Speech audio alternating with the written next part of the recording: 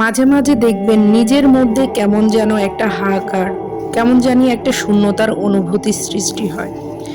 মনে হবে সবকিছু থেকেও কি যেন নেই, সবার মাঝে থেকেও নিজেকে মনে হবে বড্ড একা। এই অনুভূতিগুলো স্পেশালি তখনই হয় যখন আপনি অনেক দিন ধরে আপনার রবকে ভুলে থাকেন, কিংবা আপনি রবের ইবাদত করছেন না, আর পূর্ণ মনোযোগ দিয়ে করছেন না, আর মনোযোগবিহীন সালাত আদায় করছেন। যখন আপনার রাত দিন পার করছেন নিদারুণ এক উদাসীনতায়। প্রকৃতপক্ষে আমাদের সবার হৃদয়ে একটি অপূর্ণতা, একটি শূন্যতা রয়েছে, যে শূন্যতা আল্লাহ পাক ছাড়া দুনিয়ার অন্য কিছু দিয়ে পূর্ণ করা সম্ভব না। তাই নিজেদের অসহায়ত্ব করুন মুহূর্তগুলোতে আল্লাহর কাছে নিজেকে পরিপূর্ণ সঁপে দিন, যেভাবে সম্ভব, নীরবে, পুপিয়ে অথবা হাউমাউ করে আল্লাহর দরবারে ইচ্ছে মতো কাঁদুন।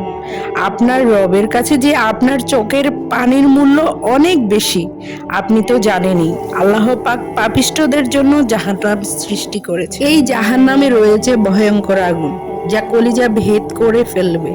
আর এই আগুনকে দুনিয়ার সাগর, উপসাগর, মহাসাগর কোনো কিছুই দিয়ে নেভানো সম্ভব না হলেও আপনার এক ফোঁটা চোখের পানি দিয়ে এই আগুন নিভিয়ে দিতে সক্ষম।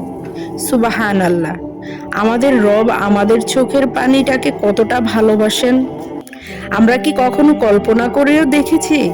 তাই দুনিয়ার খারাপ লাগা, কষ্টদায়ক, বেদনা মুহূর্তগুলো যেন গান শোনা, মুভি দেখা বা কাছের কারো সাথে শেয়ার করা, এগুলোর পরিবর্তে আমাদের চোখের পানি দিয়ে আল্লাহর কাছে শেয়ার করি।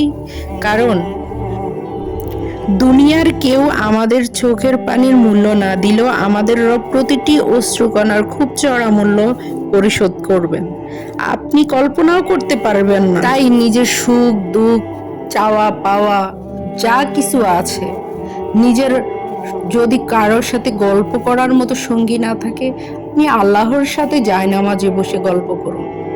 আপনার মনের বেদনা, সুখের মুহূর্ত, কষ্টের মুহূর্ত যা কিছু আছে সব কিছু আল্লাহর সাথে শেয়ার করেন।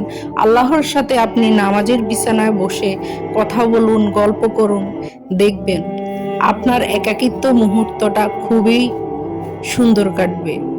আপনি একবার ট্রাই করে দেখুন না, নামাজের মধ্যে গিয়ে আপনি নীরবে আল্লাহর কাছে আপনার মনের সব কথা খুলে বলুন। আল্লাহই আপনার মনের সকল কষ্ট, দুঃখ সবকিছু বুঝবেন, আর অন্য কেউ বুঝবেন না।